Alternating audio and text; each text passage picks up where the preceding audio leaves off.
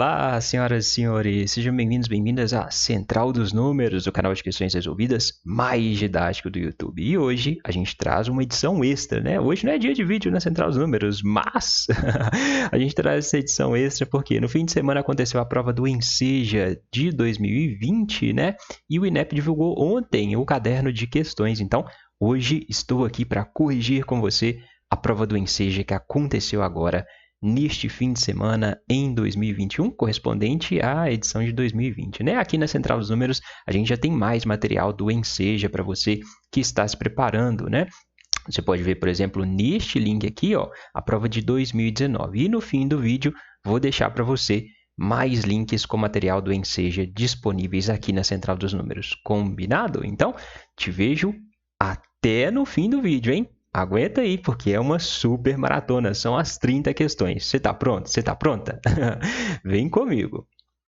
Essa primeira questão de aquecimento, né? Uma criança está aprendendo a utilizar a régua e resolveu medir o comprimento de uma caneta posicionando uma régua graduada em centímetro, como ilustra a figura. Então, tem uma caneta que está posicionada aqui, ó, do ponto zero até lá no fim da caneta, né? A medida do comprimento dessa caneta em centímetro é qual? Bom, bem tranquila essa questão, né? Primeiro, marcou o início aqui da caneta, que está no zero, e o fim da caneta. O fim da caneta está aqui. A régua vai de 1 em 1 centímetro, né? Cada traço maior desse tem 1 centímetro.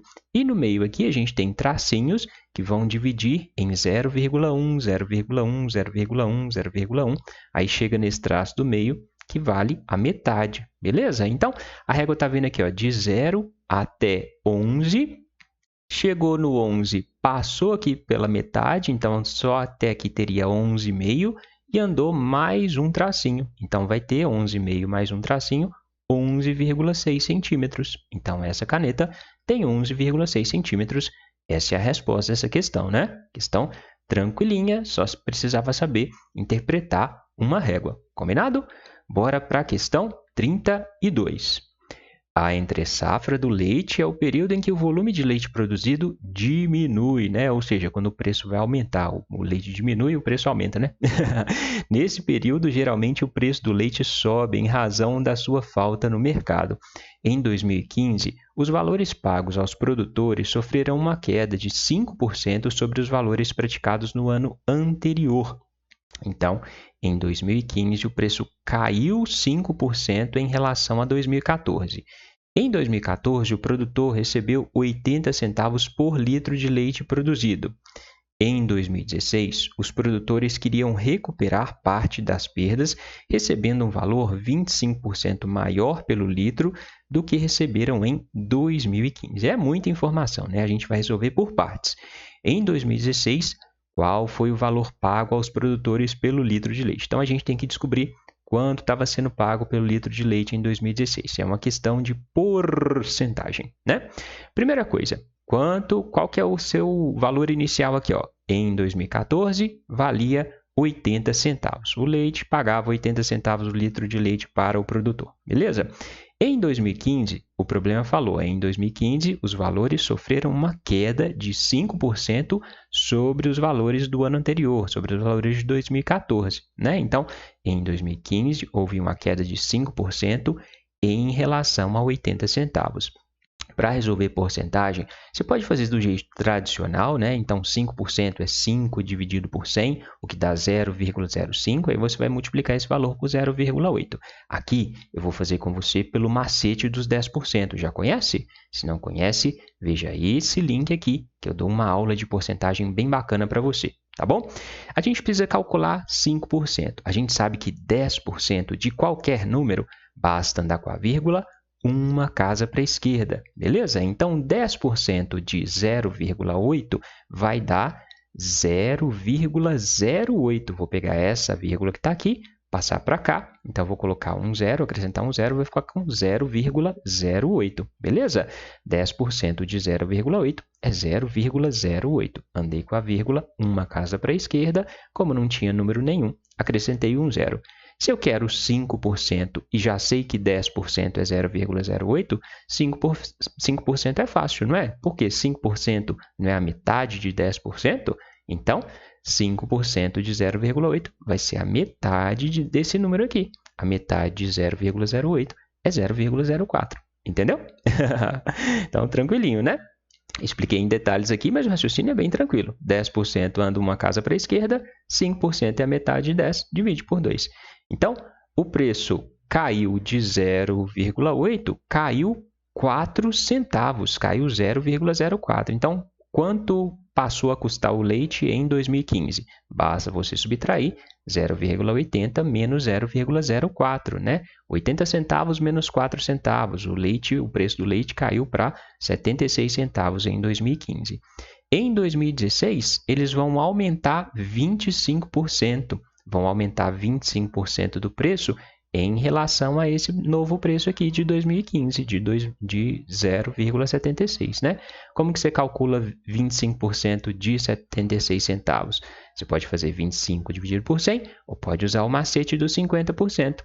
50% de qualquer número, por que o macete do 50? 25 é a metade de 50, concorda? 50% de qualquer número é a metade do número. Então, 50% de 0,76, basta dividir 0,76 por 2. 0,76 dividido por 2, 7 dividido por 2 dá 3. 3 vezes 2, 6, sobra 1. 1 com 6, 16. 16 dividido por 2 dá 8. Dá 0,38, beleza? 50%, 38 centavos. 25% é a metade de 50%, então 25% vai ser 0,38 dividido por 2, que dá 0,19, dá 19 centavos. Então, em 2016, o preço do leite vai aumentar 19 centavos. Ele era 76 centavos, soma 76 mais 19, né? Para somar números decimais, vírgula embaixo de vírgula. 6 mais 9, 15, vai 1. 1 mais 7, 8, 8 mais 1, 9. 0 mais 0 dá 0, vírgula, continua embaixo de vírgula. Então, o preço do leite vai passar a ser 95 centavos. Essa é a resposta dessa questão. Entendido?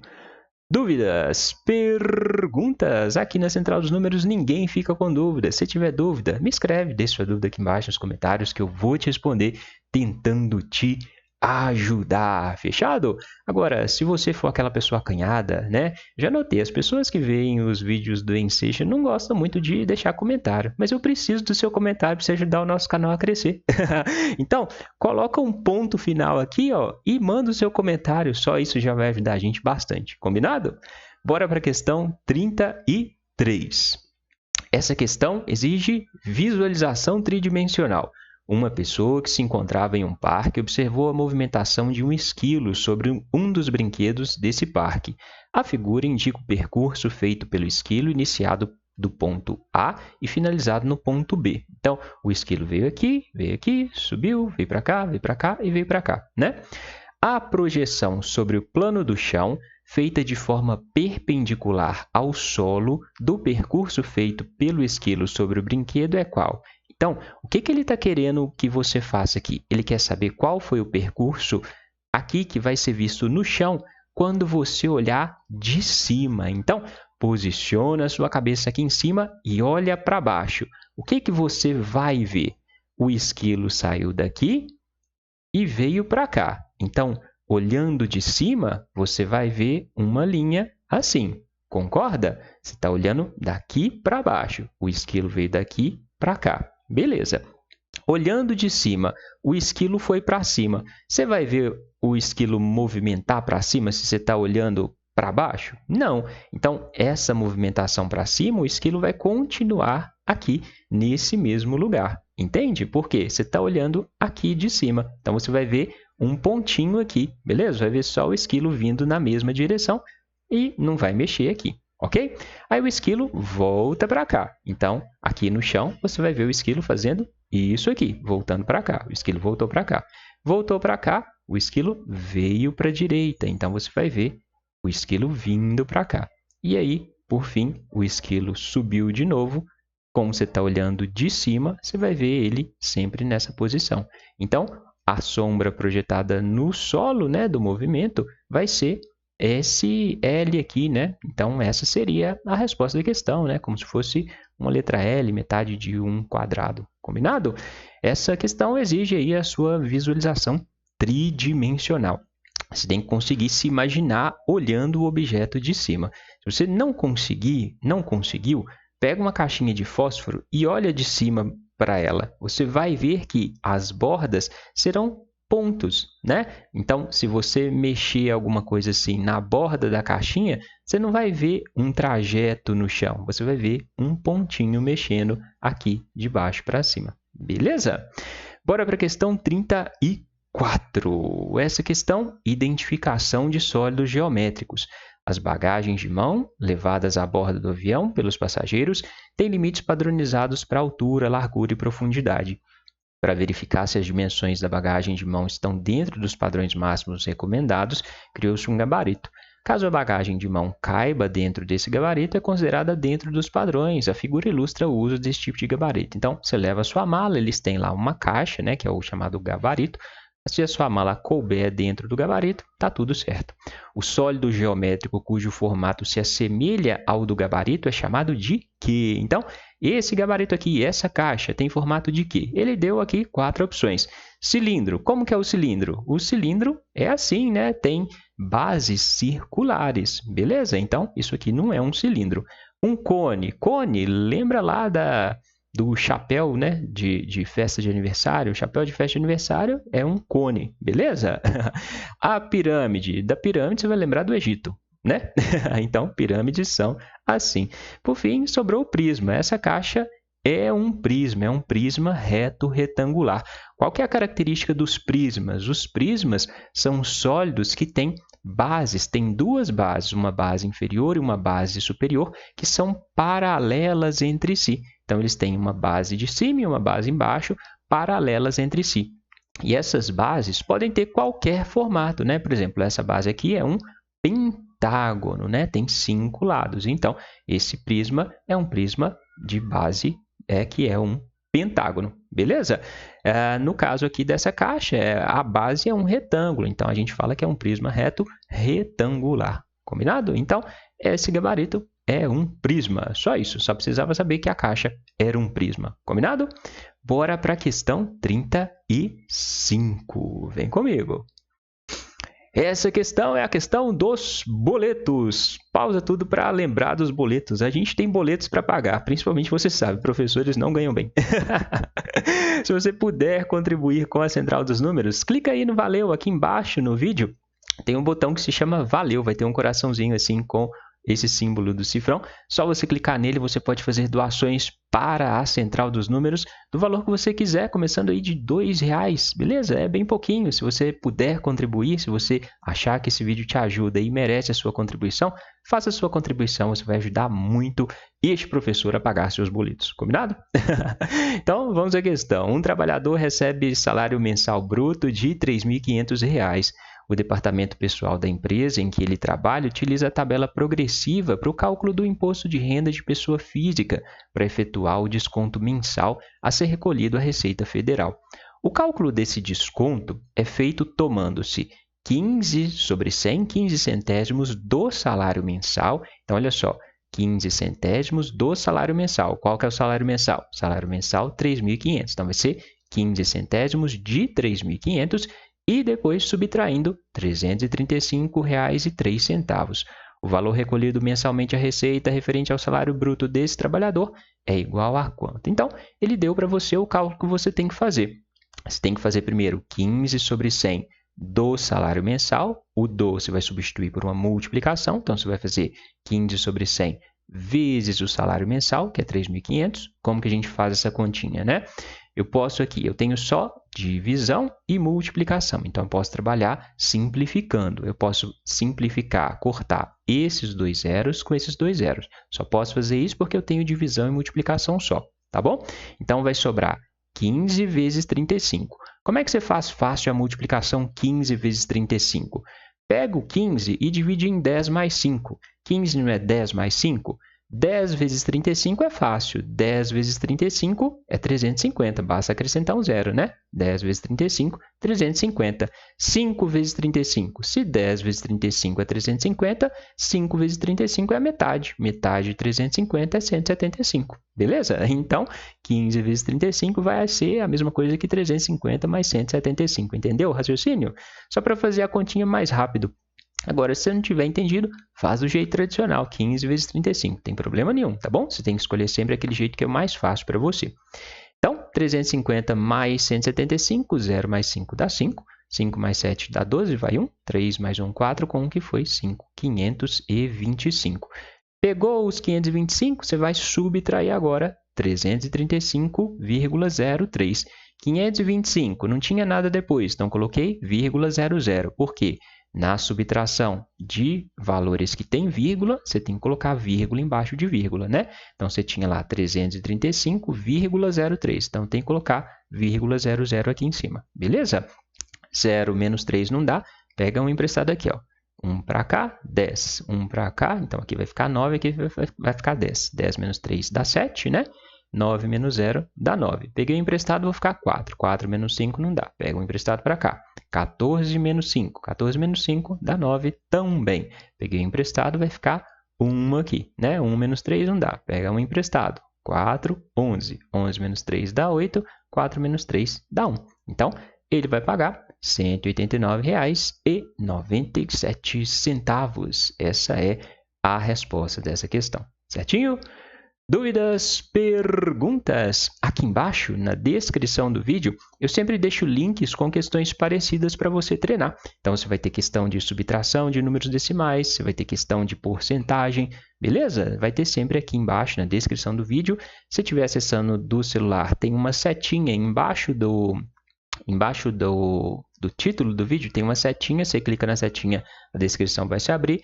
No computador, você clica em mostrar mais, embaixo do vídeo vai aparecer a descrição para você. Combinado? Questão número 36, questão de interpretação de gráfico, né? Os moradores de uma cidade terão uma nova opção sustentável para se deslocar, os patinetes elétricos compartilhados. A empresa que está implantando o serviço fixou em R$ 4,00 o preço para desbloquear e utilizar o equipamento por até 10 minutos. O que você entende dessa frase? Olha só, chegou lá, tem lá o patinete parado. Desbloqueou o patinete, você já vai pagar R$ 4,00. E aí você pode andar 10 minutos, beleza? Então, o preço inicial é R$ 4,00. Chegou perto do patinete, desbloqueou, pagou R$ 4,00, beleza? Depois, para cada minuto adicional, vai ser cobrado um valor de 50 centavos por minuto, né? Então, você começa de R$ 4,00 e vai aumentando aí 50 centavos de minuto em minuto a partir de 10 minutos, beleza? Qual gráfico representa a relação entre o valor total a ser pago por um usuário do patinete em função do tempo de utilização? Então, basta a gente interpretar isso aqui. Inicialmente, o preço vai ser R$ 4,00 por 10 minutos e depois o preço vai aumentando 50 centavos por minuto, né? Se a gente olhar, vamos eliminar aqui as alternativas erradas. Se a gente olhar aqui essa alternativa, o gráfico está partindo aqui, ó, do zero. O preço inicial que você paga chegou perto do patinete, quanto que eu falei que paga? Né? R$ 4,00? Então, não pode começar o gráfico do zero, beleza? Então, a letra C você já elimina. Essa aqui, né? Seria a letra B. O gráfico está aqui só no R$ 4,00, ó. 4, 4, 4, 4, 4. Né? Então, independentemente do tempo, o tempo está passando. Aqui embaixo é o tempo, né? Então, é sempre o tempo pelo preço, beleza? O tempo está vindo aqui, ó, 0, 5, 10, 15, 25, 30 minutos. Independentemente do tempo, o valor está sempre aqui, ó, reto, R$ 4,00. Você vai pagar só R$ 4,00 independentemente do tempo? Não, o preço vai aumentando. Então, bom, essa aqui também está errada, né? Essa aqui tem um gráfico quebrado, né? Então, ele está falando aqui, ó, que de 0 a 10 minutos você vai pagar R$ 4,00, perfeito, essa informação está correta. Só que depois ele está falando que chegou em 10 minutos você não vai pagar nada. Não, chegou em 10 minutos você já vai ter pago R$ 4,00. Então, esse gráfico não pode estar aqui embaixo, não. Porque aqui embaixo, a reta aqui embaixo, mostra que você não está pagando nada, né? Ou seja, com 10 minutos, o valor do preço aqui, ó, é 0. E isso não é verdade. Então, e elimina essa alternativa. A resposta da questão é a letra A aqui, né? Que diz então que de 0 a 10 minutos você vai pagar R$4, né? Então, olha aqui, ó. Com 0 minutos, chegou perto do patinete e desbloqueou, pagou R$4. 5 minutos, pagou R$4. 10 minutos, pagou R$4. Depois de 10 minutos, o preço vai aumentar. Aumentar quanto? 50 centavos por cada minuto. Beleza? Então, você vai pagar R$4,50, R$5, R$5,50, R$6. Beleza? E assim sucessivamente a partir dos minutos que forem passando. Certinho? Então, tinha que pegar aqui uma função que é constante inicialmente, depois que é crescente. Combinado?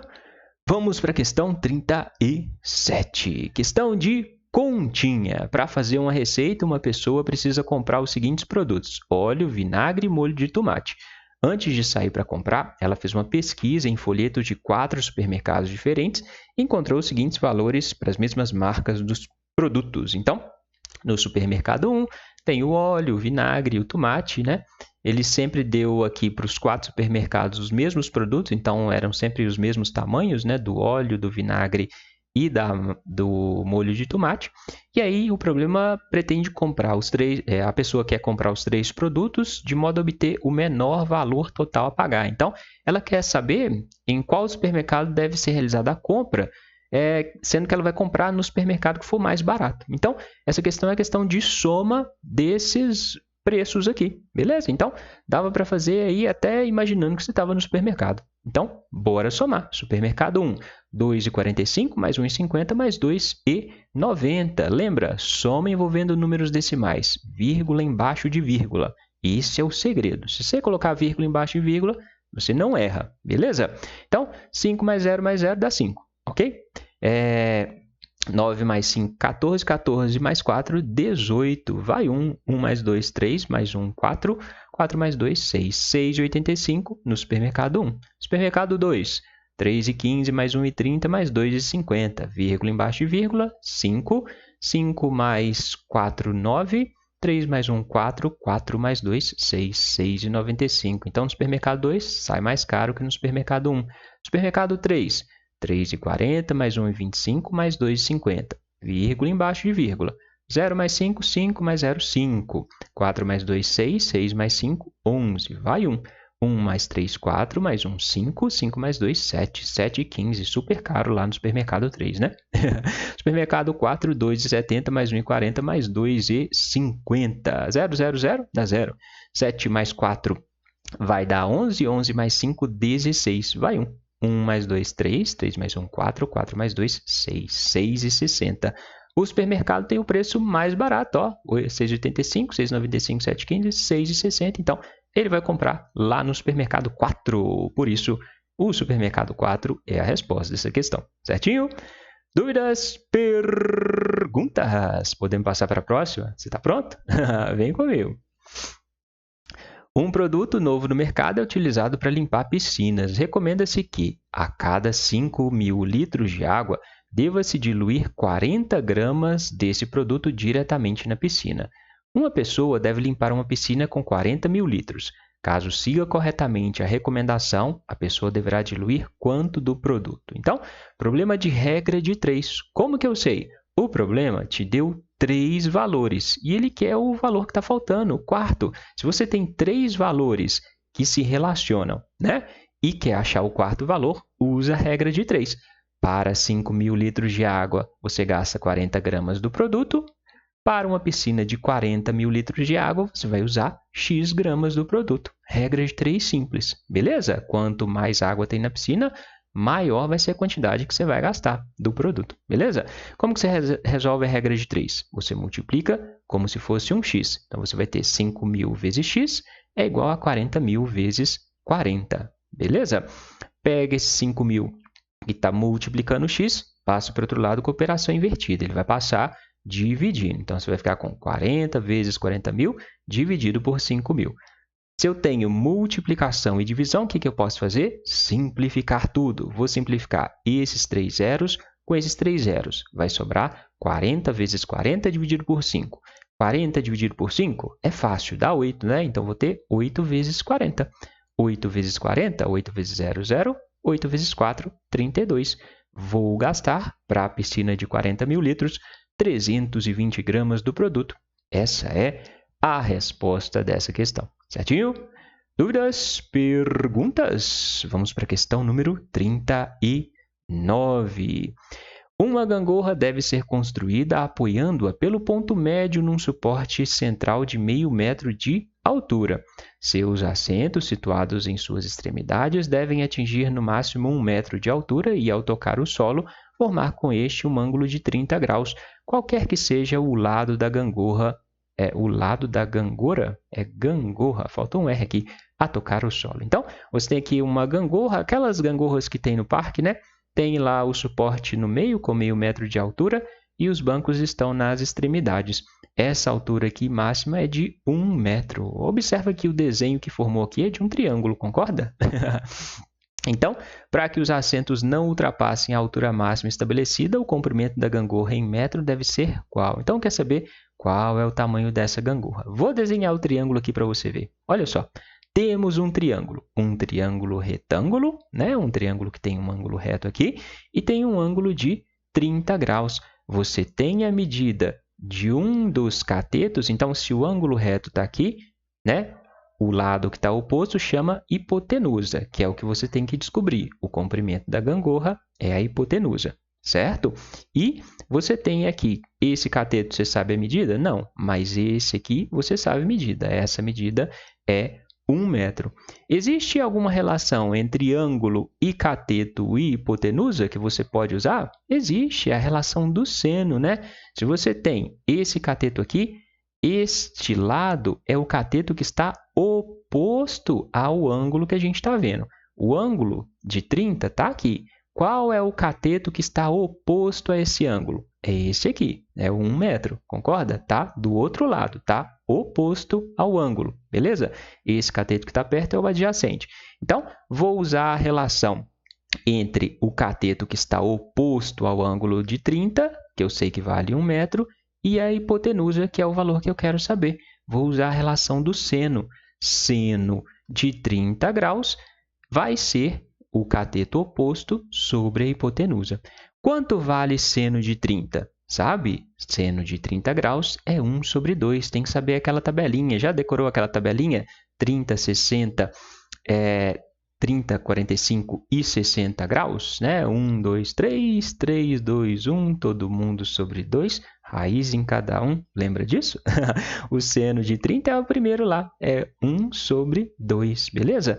Como que é seno de 30? É o cateto que está oposto ao 30, 1, dividido pela hipotenusa, que é o comprimento da gangorra. Então, eu tenho cateto oposto 1 sobre a hipotenusa, que eu chamei de x, né? Então, a hipotenusa aqui, x, que é o valor que eu quero saber, vai ser igual a meio, porque meio é seno de 30. Ok?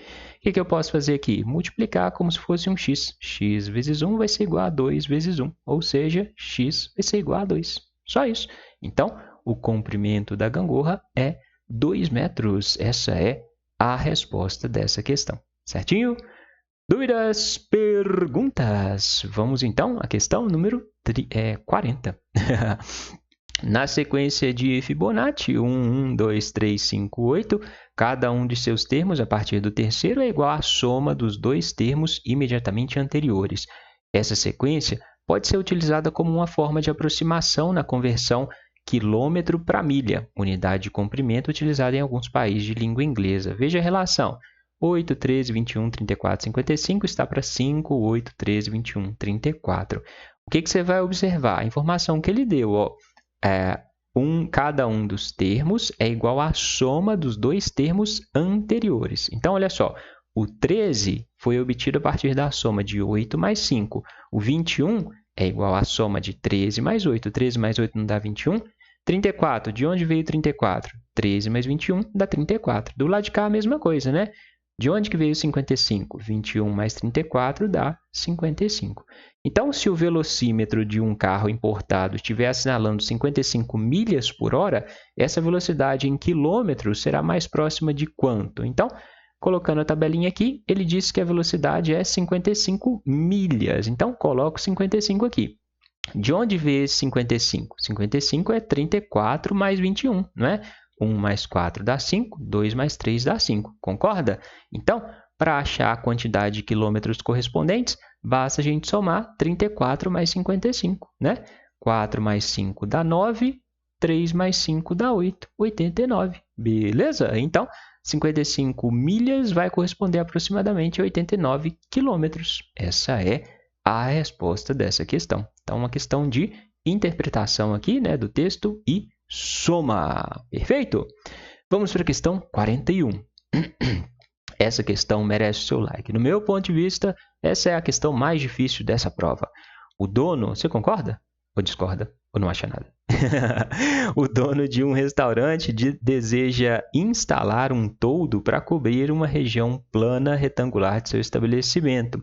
Esse toldo consiste numa lona apoiada por 4 hastes perpendiculares ao chão, 2 com 3 metros e 2 com 1 metro cada. A distância entre uma haste menor e uma maior é igual a 2 metros, conforme ilustrado na figura. Então, você tem aqui o toldo, né? Ele está apoiado em hastes menores de 1 metro e atrás hastes maiores de 3 metros. E a distância entre uma haste menor e uma haste maior é de 2 metros. O fabricante escolhido por ele apresenta 4 possibilidades de comprimento de lona listados no quadro. Então, essa lona pode ter 4 comprimentos diferentes. O dono do restaurante decide comprar a lona de menor comprimento que seja capaz de atender às suas necessidades. A lona que ele comprará é qual? Bom, quer saber qual é esse tamanho aqui, ó, do comprimento dessa lona, né? Ele chamou aqui, ó, o comprimento da lona. Você, se fizer um traço aqui, ó, essa haste tem 1 metro, essa grande tem 3 metros. Se você fizer um traço ligando a haste menor na haste maior, a haste menor vai chegar mais ou menos aqui, né? Vai sobrar uma parte aqui em cima. Qual o tamanho dessa parte? Ora, se daqui em cima até aqui embaixo vale 3 e daqui até aqui vale 1, o total 3 menos 1 sobra 2, né? Apesar de o desenho estar fora da escala, essa medida aqui vale 2, né? E essa medida desse traço que eu desenhei vale 2 também, né? A distância da haste menor até a haste maior. Então, observa aqui de novo, a gente tem um triângulo aqui, o triângulo está de lado, concorda? Então, tem um triângulo retângulo de catetos 2 e 2, e a gente quer calcular a hipotenusa. Então, para a gente calcular a hipotenusa, sabendo os catetos, basta usar o Teorema de Pitágoras, que diz que o quadrado da hipotenusa, então o comprimento ao quadrado, é igual à soma dos quadrados dos catetos, 2 ao quadrado mais 2 ao quadrado, certinho? 2 ao quadrado, 4, 2 ao quadrado, 4, 4 mais 4, 8. Então, o comprimento ao quadrado é igual a 8. Logo, aplica a raiz quadrada dos dois lados para tirar esse 2 daqui, né? Então, você vai ter que C vai ser raiz quadrada de 8. Aí, como que você calcula a raiz quadrada de 8? Chega na hora da prova, fica desesperado, né? Raiz quadrada de 8? Não sei. Olha só, o problema te deu várias medidas. Então, para você chegar no valor mais perto de 8, você tinha que multiplicar essas medidas por elas mesmas, né? Então, pegava aqui 2,3, né? 2,30 é a mesma coisa que 2,3. Se eu estou tratando de raiz quadrada de um número é o número vezes ele mesmo, né? E aí você acha a raiz. Então, se você pegar 2,3 vezes 2,3, você vai fazendo essa multiplicação, chegar em 5,29. Pega o próximo, está longe de 8, né? Pega o próximo, 2,9. 2,9 vezes 2,9 dá 8,41. Está perto de 8. 3,2 vai dar um número maior, porque 3 vezes 3 dá 9, então já passou do 8. Então, a lona que ele deve comprar deve ser aí pelo menos de 2,9 metros, beleza? Porque raiz de 8 vai dar um número perto aí de 2,9, ok? Quando a gente não sabe a raiz assim, a gente faz por aproximação.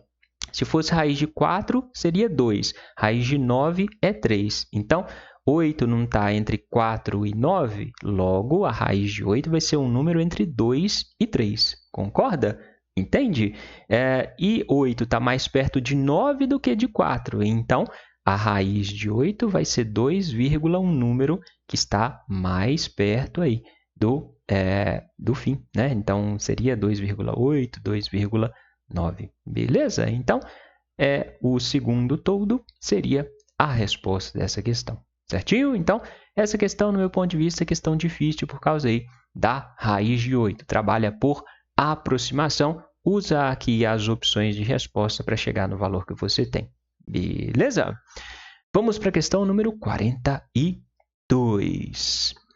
Um consumidor vai ao supermercado e lá encontra 4 promoções para a venda de caixas de biscoitos, cada um deles com o mesmo formato, tamanho e massa. Como ele está precisando comprar esse produto, vai escolher a promoção que ofereça a maior quantidade de biscoitos pelo menor preço, ou seja, ele quer o mais barato. Beleza? Se ele vai comprar a maior quantidade pelo menor preço, ele quer saber o biscoito mais barato. As 4 promoções são, então ele deu 4 promoções com tamanhos de caixas de biscoito diferentes. Então aqui tem pegadinha, você tinha que ler com atenção para ver que tinha caixa com vários pacotes, por exemplo, né? Qual promoção esse consumidor deverá escolher para conseguir seu objetivo? Então, qual promoção vai fornecer o biscoito mais barato? A gente vai usar aqui uma medida padrão. A gente vai ver qual é o preço das caixas de biscoito se todas elas tivessem a mesma massa, tivessem o mesmo peso, né?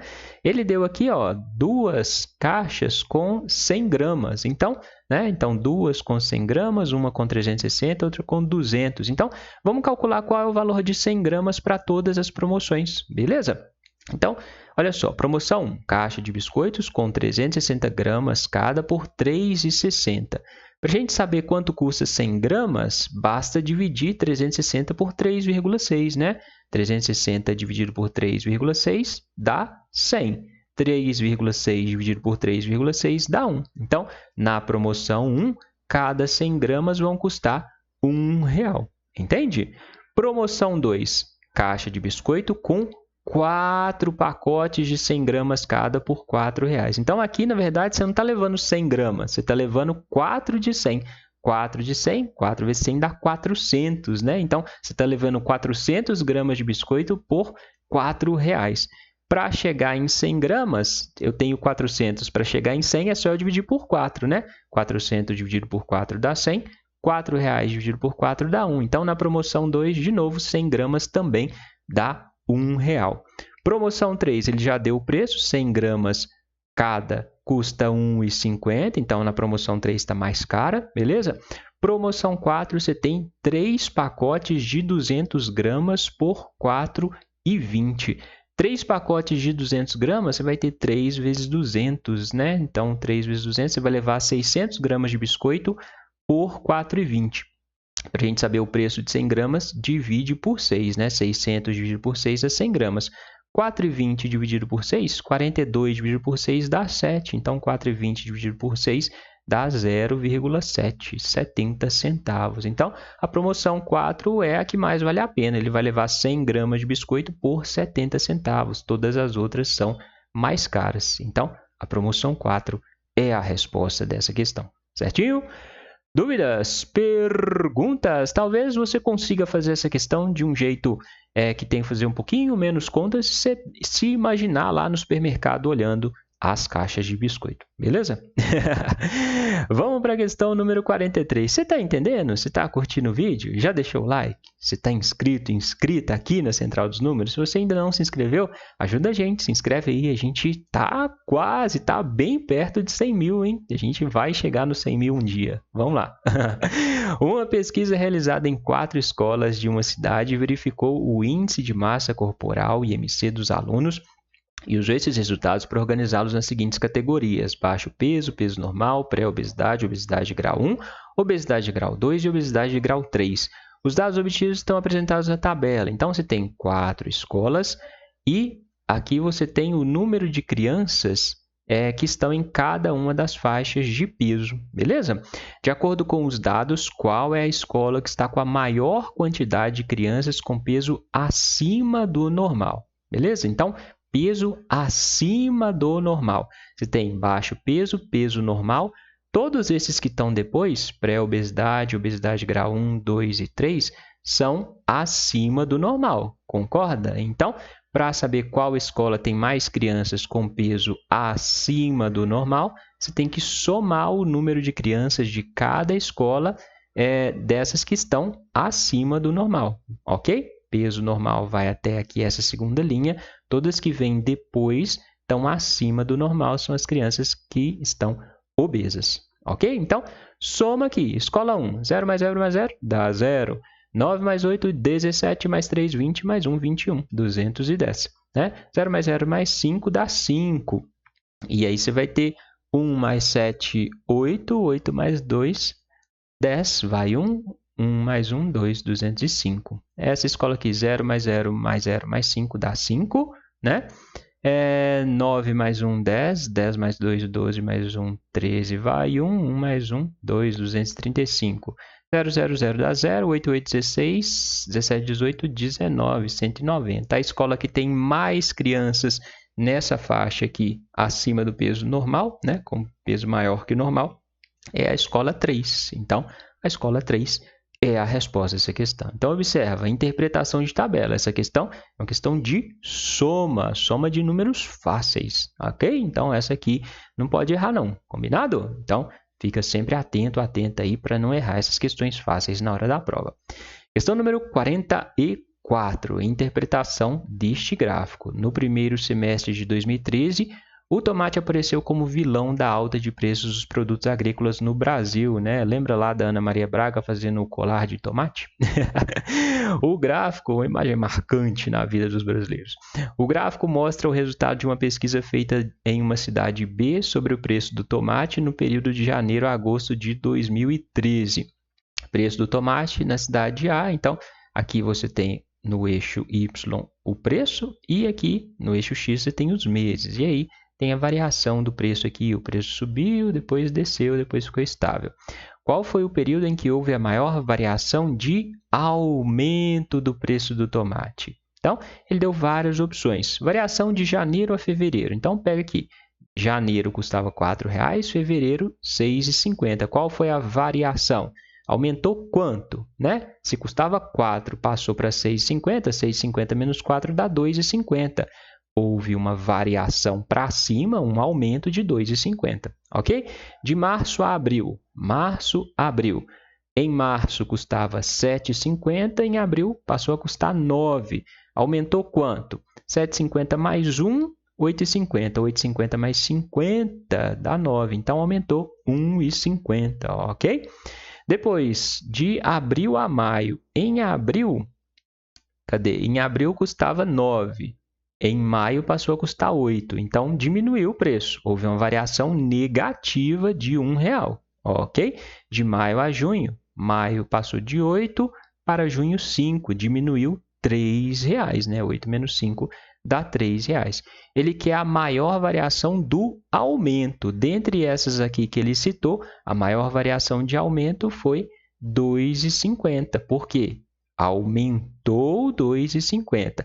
A maior variação geral é essa aqui, entre as que ele citou é essa aqui, de R$ 3,00. Só que aqui houve uma redução, uma queda. O preço era 8, passou a custar 5. Ele não quer queda, ele quer aumento. Então, você vai pegar a maior variação de aumento, que é R$ 2,50 entre janeiro e fevereiro. Tá bom? Então, tem que sempre ficar ligado aí no que o problema está pedindo. Ele pediu variação do aumento. Combinado? Voz está ruim no meio do vídeo. Isso não é bom. Vamos para a questão número 45. Questão de média aritmética. Em 2019, a Copa América foi realizada no Brasil.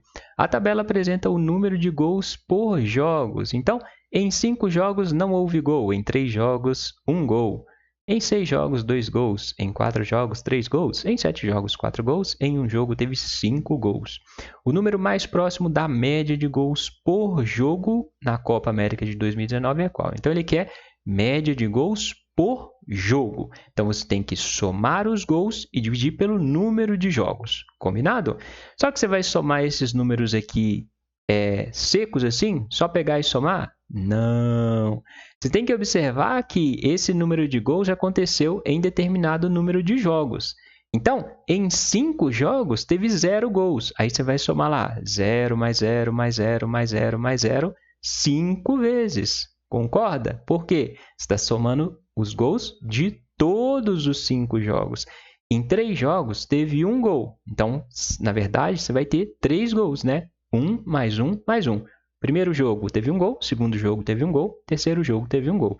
Em 6 jogos teve 2 gols, então você vai somar o 2 6 vezes. 1, 2, 3, 4, 5, 6 vezes. Em 4 jogos teve 3 gols. 3 mais 3 mais 3 mais 3. Em 7 jogos teve 4 gols, coloca o 4 7 vezes. Em um jogo teve 5 gols, coloca o 5 uma vez. Então, somei todos os gols, de fato, de todos os jogos e divido pelo número de jogos. Então, aí eu somo aqui o número de jogos. 5 mais 3 mais 6 mais 4 mais 7 mais 1, tá bom? Coloquei assim só para você visualizar, porque na hora da prova você não vai fazer assim. Você vai fazer assim, ó. Você tem 5 jogos com 0 gols, então você vai ter quantos gols? 5 vezes 0, 0 gols. Mais 3 jogos com gol, 3 vezes 1, você vai ter 3 vezes 1 gols.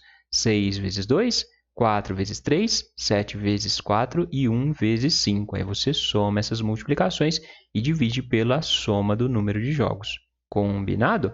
Faz a continha aí, soma esses números todos e depois soma essas multiplicações. Você vai chegar exatamente no mesmo resultado. Então, assim você ganha tempo. Beleza? 5 vezes 0, 0. 3 vezes 1, 3. 6 vezes 2, 12. 4 vezes 3, 12. 7 vezes 4, 28. 1 vezes 5, 5. Então, você tinha aqui multiplicação, soma, multiplicação, soma, multiplicação, soma. Você vai resolver primeiro as multiplicações, ok? Depois, soma aqui embaixo. 5 mais 3, 8. 8 mais 6, 16, 14. 14 mais 4, 18. 18 mais 1, 19. 19 mais 7, 26. Aí, soma aqui em cima, né? Então, vai ter essa soma dividida por 26. 3 mais 12, 15. Então, vou fazer aqui, ó. 12 mais 12, 24. 24 mais 5 dá 29. 29 mais 3, 32. 32 mais 28 vai dar 60. Então, você vai ter 60 sobre 26. Fazendo essa divisão, 60 dividido por 26, vai chegar a um número aproximado aí de 2,3. O número mais próximo da média é 2,3 gols por jogo. Essa é a resposta dessa questão. Entendido? Dúvidas? Perguntas? Então, uma questão de média que não é uma questão tão fácil, né? Porque não era só somar o número de gols, você tinha que considerar o número de jogos. Combinado? Vamos para a questão número 50. O projeto original de uma residência previa a construção de uma piscina retangular com as seguintes dimensões: 9 metros de comprimento, 5 metros de largura, 1,8 metros de profundidade. Devido à existência de tubulação no subsolo da residência, a profundidade dessa piscina deve ser limitada a 1,5 metros, não vai poder ter 1,8 metros, né? O proprietário aprovou a construção da piscina com essa profundidade, desde que seu comprimento e capacidade, então o comprimento e o volume, originais fossem mantidos, e solicitou ao engenheiro responsável uma adequação no projeto. A largura da piscina em metros informada pelo engenheiro no novo projeto é qual? Então, olha só, ele ia construir uma piscina com um volume tal, né? Então, qual que é o volume inicial? É o comprimento vezes a largura vezes a profundidade. 9 vezes 5 vezes 1,8. Só que a profundidade não pode ser 1,8, vai ser 1,5. Então, você vai continuar tendo o comprimento 9, a largura vai ter que mudar e a profundidade vai ser 1,5. O problema disse que o volume tem que ser mantido. Então, o volume final tem que ser igual ao volume inicial. O volume inicial tem que ser igual ao volume final. Olha só, desde que o comprimento e a capacidade de volume originais fossem mantidos. Então, faz essa igualdade. O volume inicial é igual ao volume final. Qual é o volume inicial? Comprimento 9 vezes a largura 5 vezes a profundidade ou a altura 1,8. É igual, coloco igual lá, ao volume final. O volume final é o comprimento é o mesmo, 9, vezes a largura é a largura nova, é o que o problema quer saber, então você chama de x, vezes a altura nova. A altura nova é 1,5. Ok? Então, volume inicial é igual ao volume final. A gente quer descobrir o valor de x, certinho? Se eu tenho só multiplicação de um lado, multiplicação do outro, eu posso pegar tudo que está multiplicando o x, passar para o lado de cá, com a operação invertida, passar dividindo, passar para cá no denominador, né? Então, vou pegar o 9 vezes 1,5, passar para cá dividindo. Vou ficar com 9 vezes 5 vezes 1,8 dividido por 9 vezes 1,5. Posso simplificar? Tudo isso vai ser igual ao x. Simplifico esse 9 com esse 9, então esse 9 vai deixar de existir. Vou ficar com 5 vezes 1,8 dividido por 1,5. O 1,8 e 1,5 a gente pode dividir por 3, né? 1,8 dividido por 3 dá 0,6, 1,5 dividido por 3 dá 0,5. Então, vou ter 5 vezes 0,6 dividido por 0,5. 5 dividido por 0,5 é fácil dividir tudo por 5, né? 5 dividido por 5 dá 1, 0,5 dividido por 5 dá 0,1. Então, vou ter 0,6 dividido por 0,1. Para chegar no resultado, anda com a vírgula uma casa para a direita em cima, uma casa para a direita embaixo. Vou ter 6 dividido por 1. 6 dividido por 1 dá 6. Então, 6 é igual a x. Se 6 é igual a x, x é igual a 6. Então, a nova largura tem que ser 6 metros, né? Era 5, passou para 6 metros. Certinho? Dúvidas? Perguntas? Vamos agora para a questão número 47. 3 micro-ônibus foram contratados para levar os alunos de uma escola para um passeio turístico. O quadro apresenta a distribuição inicial de alunos pelos 3 micro-ônibus. Então, tem os 3 micro-ônibus. No primeiro tem 16, no segundo 19 e no terceiro 18 alunos. Como João decidiu participar do passeio depois de já ter sido feita a distribuição inicial dos alunos pelos micro-ônibus, ele ainda deverá ser alocado em um deles. Por isso, conforme recomendação dos organizadores do evento, um remanejamento terá que ser feito de forma que a quantidade de alunos seja a mesma em todos os micro-ônibus. Então, todos os micro-ônibus vão ter o mesmo número de alunos, incluindo aí o João em um desses micro-ônibus. Para atender a recomendação dos organizadores, em que micro-ônibus o João deverá ser alocado e qual o remanejamento mínimo a ser realizado. Bom, o João tem que ser colocado, para todos ficarem com o mesmo número de alunos, é mais fácil colocar o João aqui, nesse micro-ônibus que tem menos gente, né? Então, coloquei o João aqui, não vai ter mais 16 pessoas, vão ter 17 pessoas no micro-ônibus 1. Concorda? João veio para cá porque aqui tem menos. Então, vou ficar aqui com 17, 19, 18. Se ele quer o mesmo número, eu tenho 17 e 19, se eu passar um daqui para cá, aqui vai ficar com 18 e aqui vai ficar com 18. Concorda? Então, ó, tenho 17, já que o João veio para cá, 19 e 18. Pega um daqui e passa para cá. Então, passar uma pessoa do segundo para o primeiro. O primeiro tinha 17 com o João, mais uma que eu passei ficou com 18. O segundo, se eu passei uma pessoa, não vai ter mais 19. 19 menos a pessoa que saiu, 18. Então, o primeiro vai ficar com 18, o segundo com 18, o terceiro com 18. Então, é isso que tem que fazer. Tem que colocar o João no micro-ônibus 1 e remanejar um aluno do micro-ônibus 2 para o 1. Certinho? Dúvidas? Essa questão tinha que imaginar lá a situação para ficar mais fácil. Concorda? Vamos para a questão número 49. Uma empresa relançou no mercado no mês de janeiro um produto que já fabrica, mas que agora é oferecido em uma nova embalagem. Futuramente, esse produto deverá ser oferecido somente nessa nova embalagem.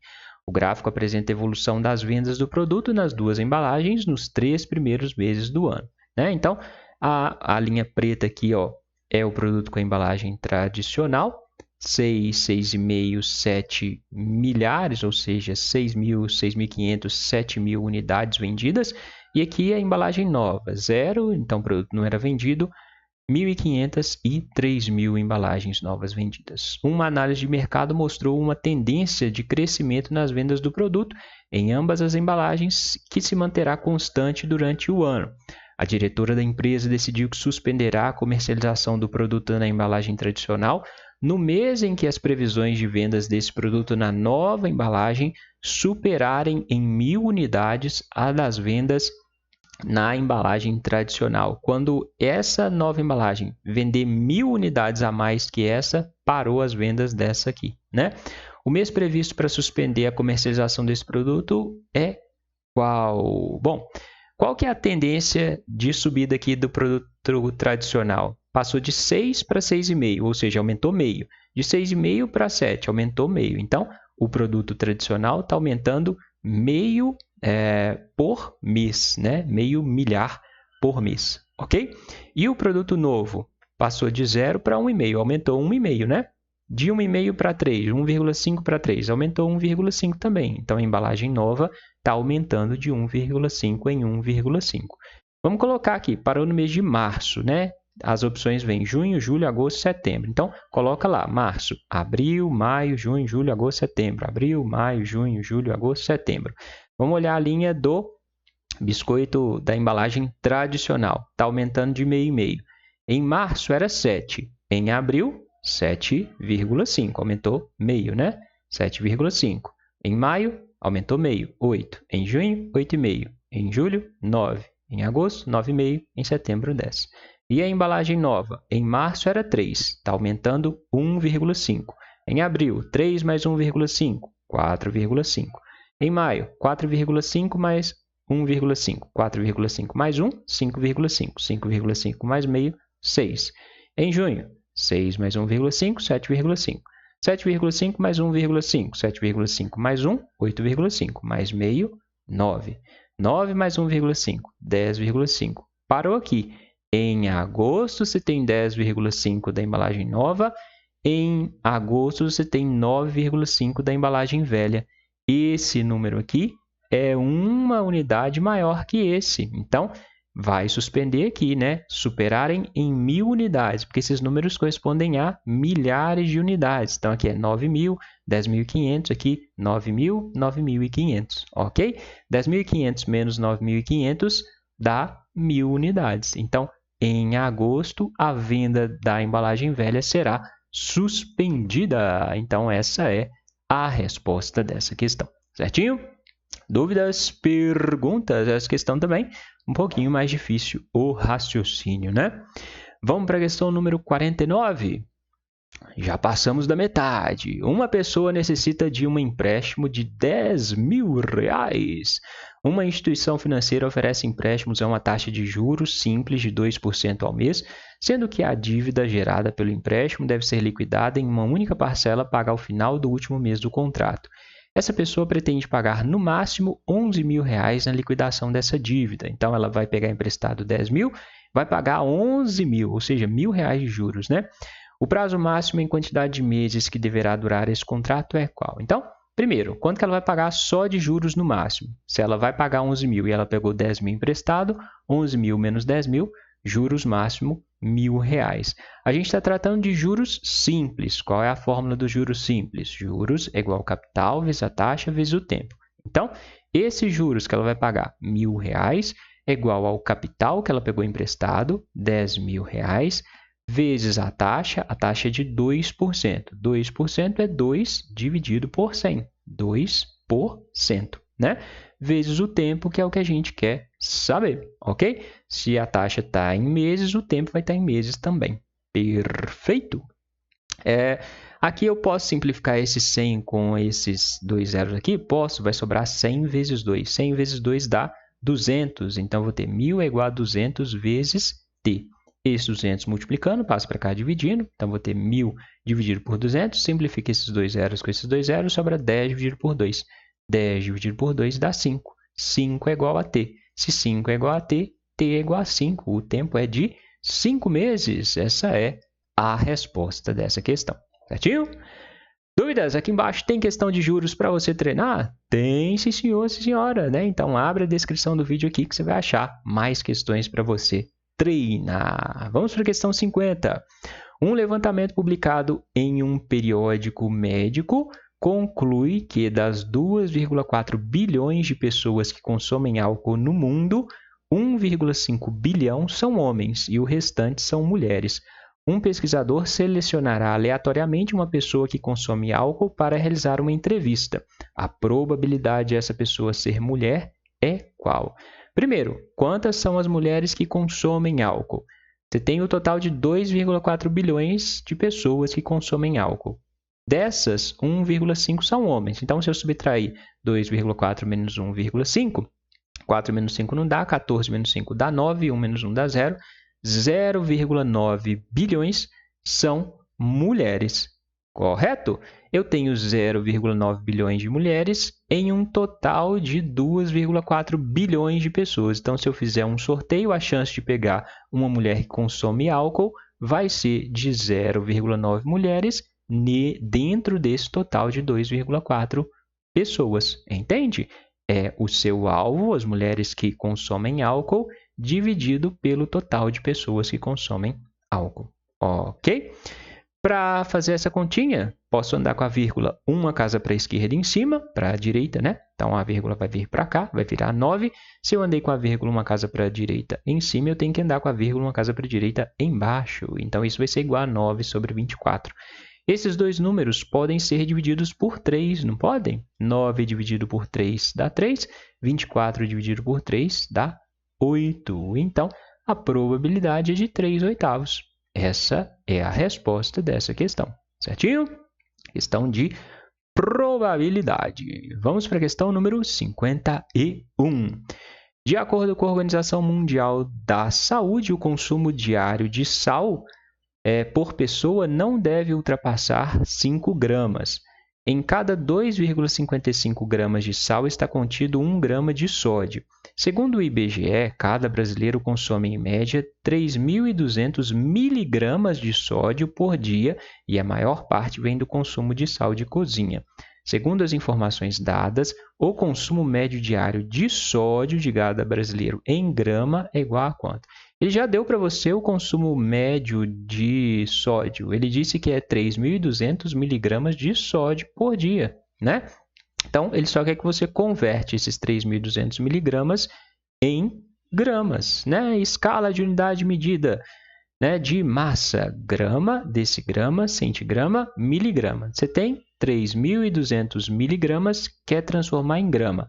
Você tem que andar com a vírgula 1, 2, 3 casas para a esquerda, né? Então, para passar de miligrama para grama, traz a vírgula 1, 2, 3 casas para a esquerda. Se a vírgula não está aparecendo, ela está aqui no final do número, tá bom? Se a vírgula não aparece, ela está depois do último número aqui, ok? Anda com ela 3 casas para a esquerda. 1, 2, 3. A vírgula vai ficar aqui. Vou ficar com 3,2, ok? Então, 3.200 miligramas é a mesma coisa que 3,2 gramas. E essa é a resposta da questão, 3,2 gramas de sódio consumido por dia por brasileiro. Certinho? Vamos para a questão número 52. Um entregador utiliza em seu trabalho um caminhão com um tanque de combustível com capacidade para 100 litros e que percorre, em média, 7 km com 1 litro de óleo diesel. Em seu trajeto diário de entregas, ele percorre 84 km. Estando o tanque de combustível inicialmente cheio, a quantidade Q de litros de óleo diesel que restam no tanque de combustível do caminhão depende da quantidade D de dias trabalhados. A representação algébrica aqui descreve a quantidade Q de óleo diesel restante no tanque em função da quantidade D de dias trabalhados é qual. O enunciado é grande, parece difícil, mas não é tão difícil não, tá bom? Vamos lá.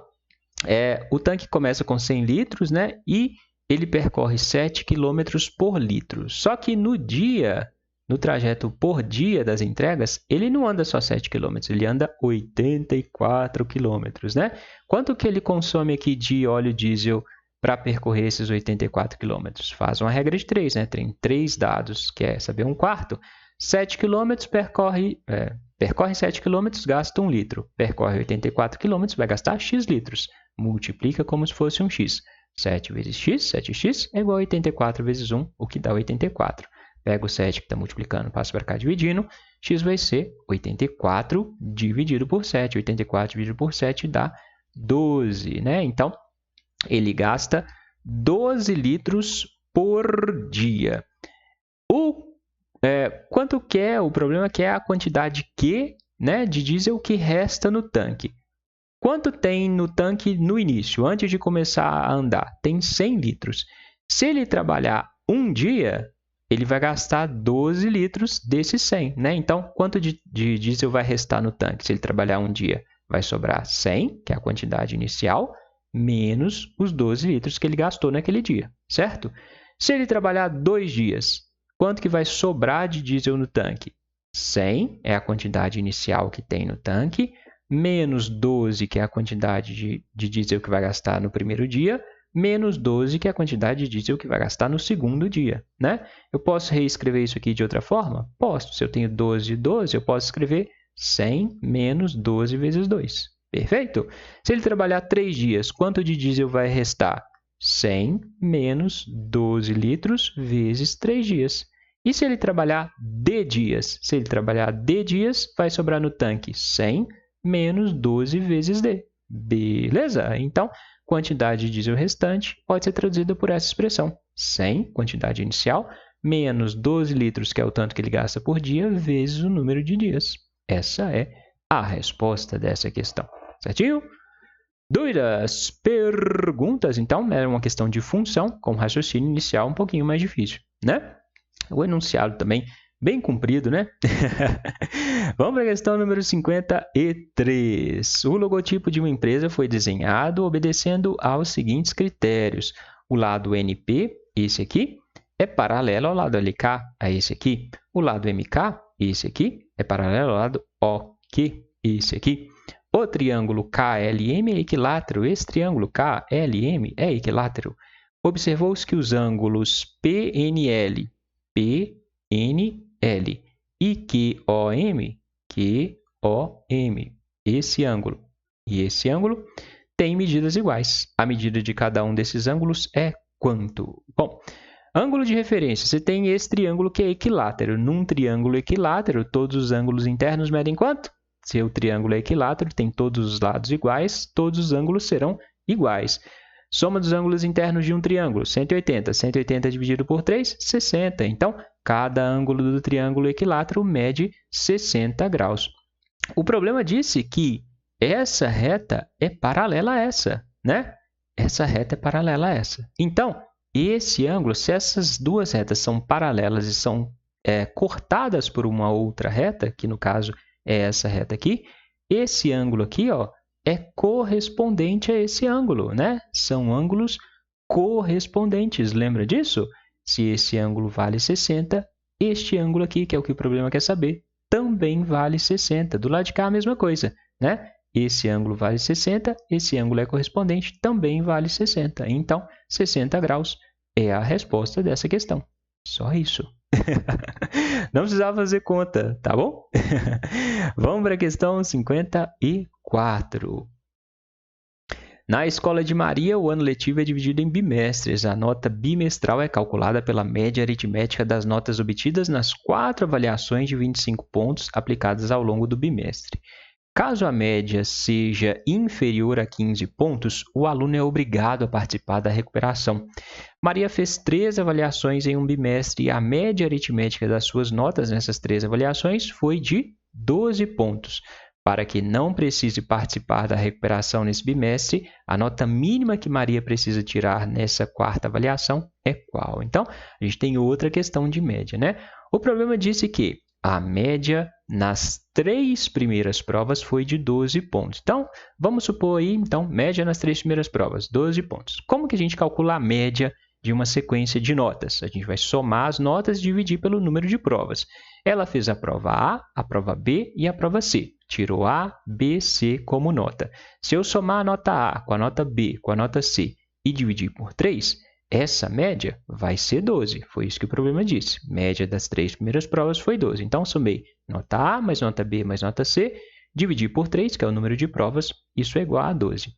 Esse 3 que está dividindo pode passar para cá multiplicando. Ele está dividindo tudo, né? Se ele está dividindo tudo, ele pode passar para cá multiplicando. Então, vou ter que A mais B mais C é igual a 36. Se eu somar a nota da primeira prova com a segunda prova, com a terceira prova, essa soma vai dar 36. A nota da média final, falta uma prova para ela fazer, certo? Ela precisa que a média seja 15 pontos, né? Porque se a média for menor que 15, ela vai fazer recuperação, né? Então, quanto que ela precisa tirar na prova D? Vamos calcular a média final. A média final das 4 provas tem que ser 15 ou mais. Como que a gente calcula a média das 4 provas? A gente vai somar a nota das 4 provas A primeira prova, mais B, a segunda prova, mais C, a terceira prova, mais a prova D, né? A nota da prova D, tudo dividido por 4, porque agora são 4 provas. Essa é a média das notas. Essa média tem que ser igual a pelo menos 15 para ela não tomar recuperação. Entende? Então, somo as 4 provas, divido por 4. Essa média tem que dar 15. Eu sei quanto vale A mais B mais C? Sei, coloquei de verde para você notar. Ó. A mais B mais C é igual a 36. Então, onde tiver A mais B mais C, substitui por 36, ok? Então, aqui em cima eu vou ter 36 mais D. Esse 4 que está dividindo pode passar para cá multiplicando, né? 4 vezes 15 vai dar 60, né? Então, eu vou ter A mais B mais C, 36, mais o D que já estava lá, o 4 que estava aqui passou para cá, 15 vezes 4, ok? 15 vezes 4, 60. O 36 positivo passa para cá, negativo. Então, D vai ser 60 menos 36. 60 menos 36 dá 24. A nota na quarta prova, valendo 25, ela tem que tirar pelo menos 24 pontos para não pegar a recuperação. Então, 24 é a resposta dessa questão. A Maria vai precisar estudar, né? Tem que quase fechar a prova para poder não pegar a recuperação. Certinho? Questão de média mais difícil que a primeira, né? A primeira já tinha um nível de dificuldade um pouquinho alto, essa aqui é um pouquinho mais difícil que a primeira. Vamos para a questão 55, outra questão de função. Uma pessoa pretende encher um recipiente cúbico com água. O recipiente, que já tem inicialmente um volume de água igual a V0 litros em seu interior, é posicionado debaixo de uma torneira com vazão de 4 litros por minuto. Então, a torneira libera 4 litros por minuto. No instante em que a torneira é aberta, uma pequena abertura na parte inferior do recipiente também é aberta, liberando água numa vazão de 3 litros por minuto. Para que fazer isso, né? Enche 4 litros e esvazia 3 litros por minuto. A figura representa a situação descrita logo após a torneira ter sido aberta. Qual a expressão matemática que representa o volume V de água em litro presente no recipiente em função do tempo T em minuto contado do instante em que a torneira é aberta até o instante em que o recipiente fique cheio? Bom, primeira coisa, a gente tem que ver qual que é o saldo de água que resta aqui, né? Por quê? Enche 4 litros e esvazia 3 litros, né? Enche 4 litros a cada minuto, esvazia 3 litros por minuto. 4 menos 3 sobra 1, né? Então, o saldo vai ser encher 1 litro por minuto, né? Se enche 4 e esvazia 3, sobra 1 litro de água lá por minuto. Perfeito? Então, se enche 1 litro por minuto, em 1 minuto, enche 1 litro. Em 2 minutos, enche 2 litros. Em 3 minutos, enche 3 litros. E em T minutos, vai encher T litros. Concorda? A cada minuto não enche 1 litro. 1 minuto, 1 litro. 2 minutos, 2 litros. 3 minutos, 3 litros. T minutos, T litros. Beleza? Então, em T minutos, vai encher 3 litros. Não, vai encher T litros. Sendo assim, o volume final vai ser igual ao volume de água que já tinha lá, mais os T litros que encherem, né? Então, o volume final é igual ao volume inicial, porque já tinha uma quantidade de água antes de abrir a torneira, mais T litros enchidos nos T minutos. Essa é a resposta dessa questão. Certinho? Dúvidas? Perguntas? Vamos para a questão 56, reta final. Essa questão aqui também é difícil. Um vendedor ambulante compra água em garrafas de um fornecedor e depois as revende na praia. Ao final de cada dia, após ter vendido todo o seu estoque de garrafas de água, calcula seu lucro, descontando do valor total de vendas o gasto com o fornecedor. O gráfico apresenta o seu lucro ao longo de 6 dias de trabalho, lucro do ambulante ao final de cada dia. Então, ele tem aqui, ó, tempo, dias, né? Cada dia e o lucro. No primeiro dia, ele lucrou R$40. No segundo dia, 120. No terceiro, 80. No quarto dia, R$200. No quinto, 160. E no sexto, R$80 de novo. Nos dias 1, 2, 3 e 6, o ambulante comprou a mesma quantidade de garrafas de água. Já no dia 4 e no dia 5, que foram dias de sol forte, ele comprou o dobro da quantidade que havia comprado em cada um dos outros 4 dias. Em todos esses dias, o ambulante vendeu cada garrafa de água pelo mesmo valor, embora o preço cobrado pelo fornecedor tenha variado dia a dia. O dia em que o ambulante comprou as garrafas de água com o menor preço foi qual? O dia que ele comprou as garrafas com o menor preço foi o dia que ele teve o maior lucro. Concorda? Né? Só que você tem que levar em conta a quantidade de águas que ele comprou.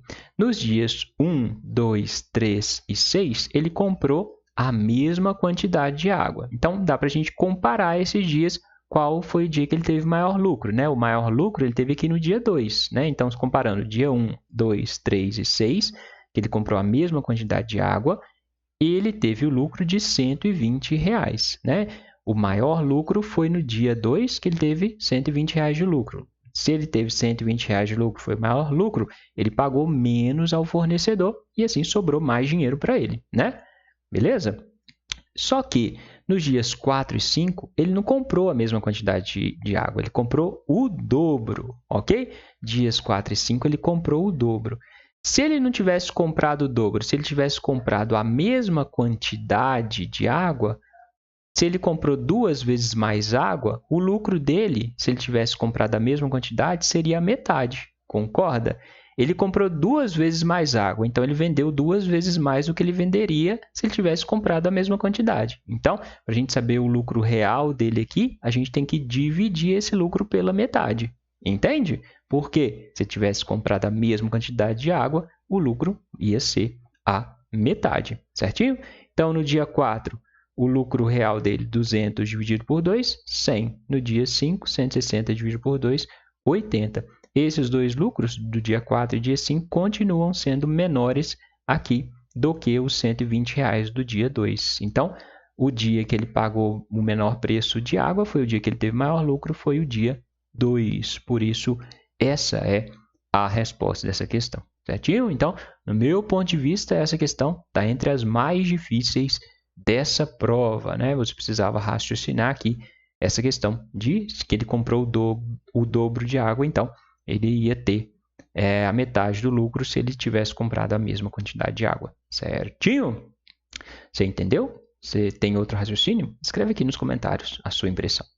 Vamos para a questão 57. Outra questão de probabilidade. Uma rede de lojas tem 4 filiais, 1, 2, 3 e 4, e todas oferecem descontos a seus clientes a partir de um sistema de sorteio em que são colocadas diversas fichas em uma urna, sendo impresso em cada ficha um percentual de desconto, 50%, 30% ou 20%. O cliente sorteia aleatoriamente uma ficha da urna e o valor impresso nessa ficha determina o percentual de desconto que terá em sua compra.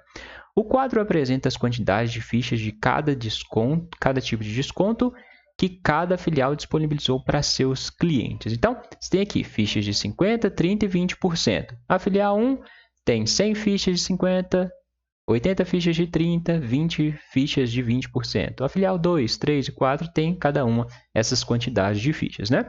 Uma pessoa interessou-se por um produto que é vendido em todas as filiais. Em qual filial ela deverá comprar esse produto de forma que tenha maior probabilidade de obter um desconto de 50%, né? Então, probabilidade de 50% é a quantidade de fichas de 50 dividido pelo total de fichas. Então, primeira coisa, calcula o total de fichas em cada filial. Filial 1 tem 100 mais 80, 180. 180 mais 20, 200 fichas. 120 mais 50, 170. Mais 30, 200. 30 mais 20, 50. 50 mais 50, 100. 180 mais 210 mais 60, 450. Calculou o total, consegue calcular agora a probabilidade das fichas de 50%, né? Basta você pegar cada número e dividir pelo total. 100 dividido por 200. 100 dividido por 200, simplifica aqui por 2 para ter porcentagem aqui no denominador. 100 dividido por 2, 50. 200 dividido por 2, 100. 50%. A chance é 50% na filial 1. 120 dividido por 200. De novo, divide por 2 para ter o denominador 100. 120 dividido por 2, 60. 200 dividido por 2, 100. 60%. Beleza? Filial 3, 30 dividido por 100 é 30%, né?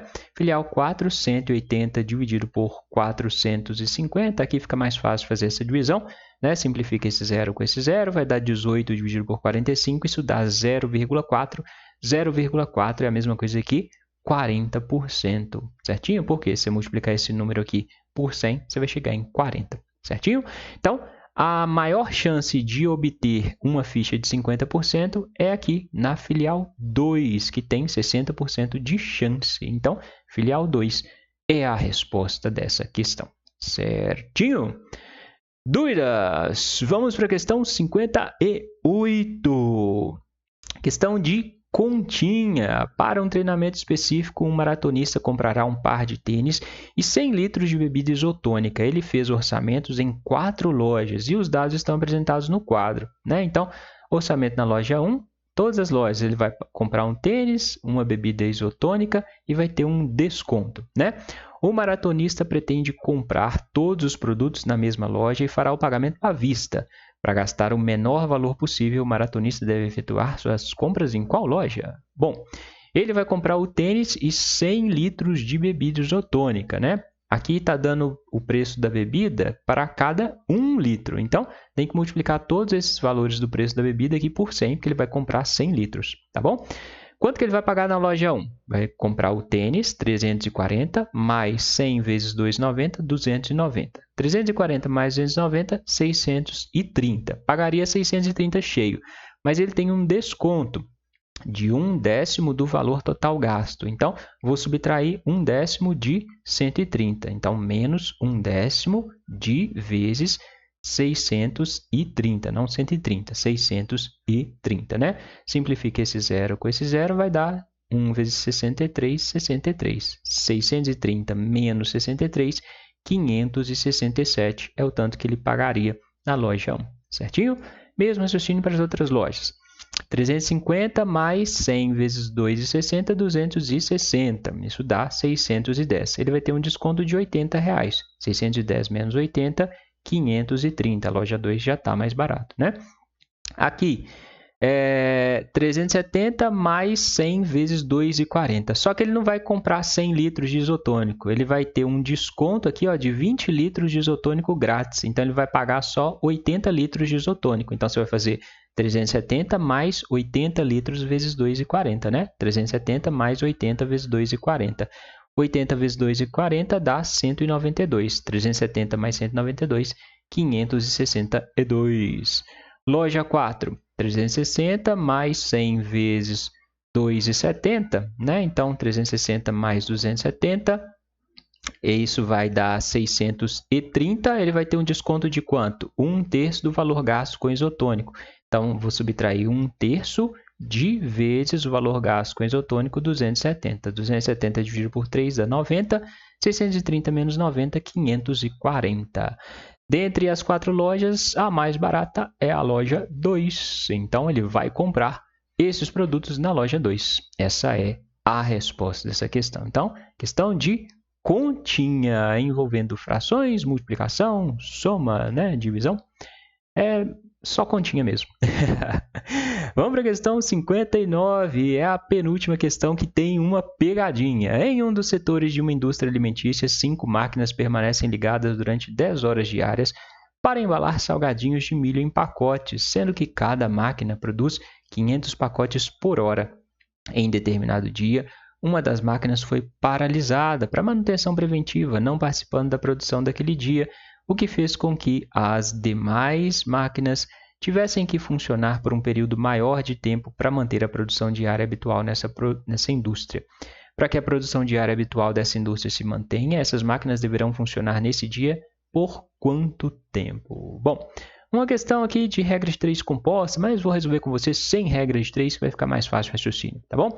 Então, você tinha lá que 5 máquinas trabalham 10 horas por dia e produzem 500 pacotes por hora. Se eu pegar uma máquina, quantos pacotes que ela vai produzir nessas 10 horas diárias? Uma máquina produz 500 pacotes por hora, mas a máquina trabalha 10 horas. Então, multiplica 500 pacotes por hora vezes 10 horas, dá 5.000 pacotes. Uma máquina produz 5.000 pacotes. Só que a produção inicial não tem só uma máquina, tem 5 máquinas, né? Então, no fim do dia, essas 5 máquinas vão ter produzido quantos pacotes? Basta multiplicar 5 máquinas vezes 5.000 pacotes, que é o tanto que cada máquina produz, 25.000 pacotes, certinho? Então, a produção diária é de 25.000 pacotes. Uma máquina estragou, né? Então, vou usar 4 máquinas. 4 máquinas produzindo 500 pacotes por hora vezes X horas de trabalho vai totalizar os 25.000 pacotes, entende? Multiplico o número de máquinas pela produção de cada máquina por hora vezes o número de horas que ela vai trabalhar, que é o que a gente quer saber, então eu chamei de X horas.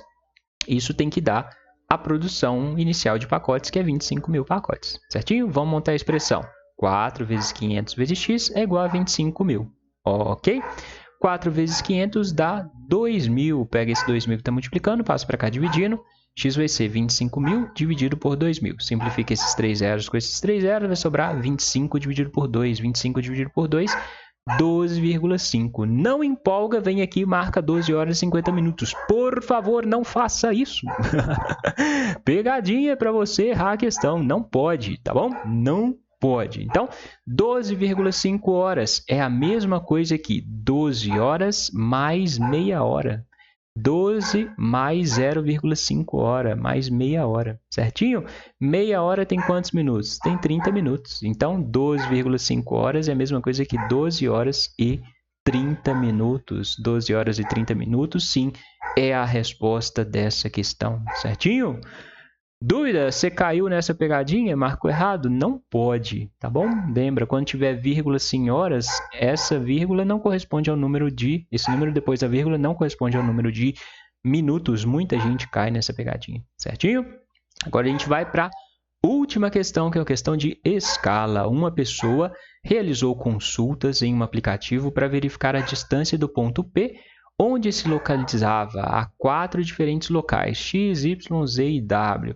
O aplicativo que utilizou informou a distância em centímetro do ponto P a cada um desses locais e, além disso, especificou as escalas em que as imagens foram exibidas, né? Então, vai do ponto P a x, a y, a z e a w, e tem cada uma as escalas aqui. Qual dos 4 locais está mais próximo do ponto onde essa pessoa se localizava? Bem tranquilo, né? A questão. A escala indica que 1 centímetro no desenho é igual a 100.000 centímetros na realidade, né? Então, a distância de P a X tem 1 centímetro, certo? Se tem 1 centímetro, na realidade, vai corresponder a 100.000 centímetros de distância reais, beleza? Aqui, a escala é 1 centímetro para 30.000, ou seja, cada 1 centímetro tem 30.000 centímetros na realidade. Cada 1 centímetro no desenho tem 30.000 centímetros na realidade. Se eu tenho 2 centímetros, basta multiplicar 30.000 por 2 para saber qual é a distância real. 2 vezes 30.000 dá 60.000. Perfeito? 1 para 20.000. 1 centímetro no desenho é igual a 20.000 centímetros na realidade. Eu não tenho 1 centímetro, eu tenho 2. Então, 2 centímetros, basta multiplicar 2 por 20.000, dá 40.000, beleza? Aqui, 1 para 10.000, tenho 7 centímetros, 7 vezes 10.000, 70.000. Ele quer o ponto mais próximo, o ponto mais próximo é a menor distância. A menor distância é essa distância aqui, 40.000. Então, é o ponto P, né? P não, Z, de P até Z. Então, Z é a resposta dessa questão. Ok? Dúvidas? Você conseguiu chegar até aqui? Se você conseguiu chegar até aqui, parabéns! Essa maratona não é fácil, né? Aqui você tem a oportunidade de aprender mais, então tem links separados para você. Se você não está inscrito, inscrita na Central dos Números, inscreva-se. É só clicar nessa carinha que está aqui, beleza? Lembra de deixar o like no vídeo, compartilhar esse vídeo com a geral e ajudar a gente a crescer cada mais para a educação nesse país ser uma realidade para todos. Fechado? Bons estudos e até a próxima!